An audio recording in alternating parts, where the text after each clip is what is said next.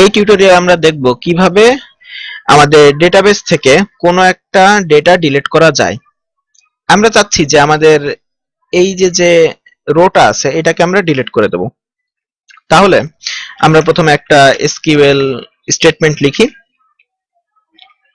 আমরা গত পর্বে দেখেছিলাম যে কিভাবে আপডেট করতে হয়, এবার আমরা দেখব কিভাবে ডিলিট করতে হয়। আমরা ডিলিট ফ্রম পারসন, অর্থাৎ আমরা পারসন টেবিল থেকে ডিলিট করতে চাচ্ছি। পারসন টেবিলটা ছিল আমাদের এই টেবিলের নামটা। আমরা এই পারসন টেবিল থেকে কোনো ডাটা ডিলিট করতে চাচ্ছি।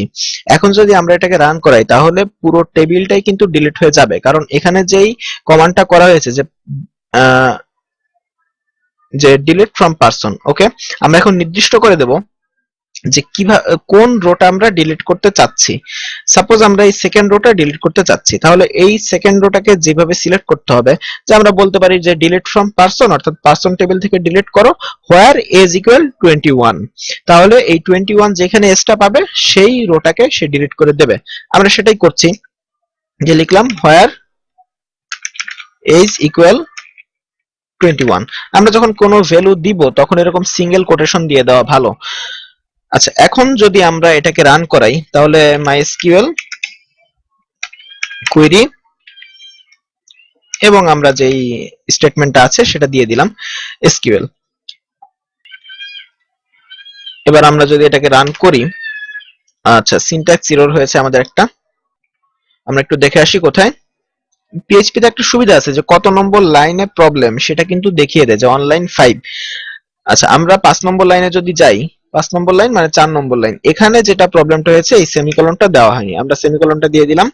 এবার যদি আমরা এটাকে রান করি, এবার আমরা ডাটাবেজে যাই, এখন কিন্তু আমাদের এই যে এই রোটা কিন্তু আছে। আমরা কি সিলেক্ট করেছিলাম যে delete from person, person table থেকে ডিলিট করতে হবে কোন রোটা, হোয়ার এজ ইকুয়াল 21, যেখানে বয়স 21 বছর সেই রোটাকে ডিলিট করে দিতে হবে।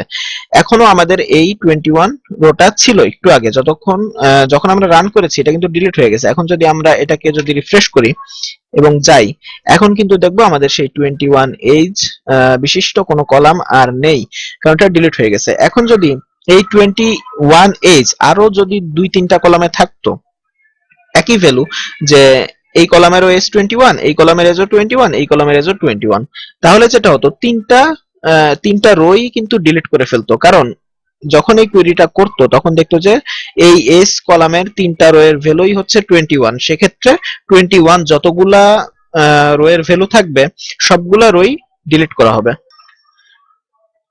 এই ছিল পিএইচপি মাইএসকিউএল এর ডিলিট টিউটোরিয়াল। ধন্যবাদ।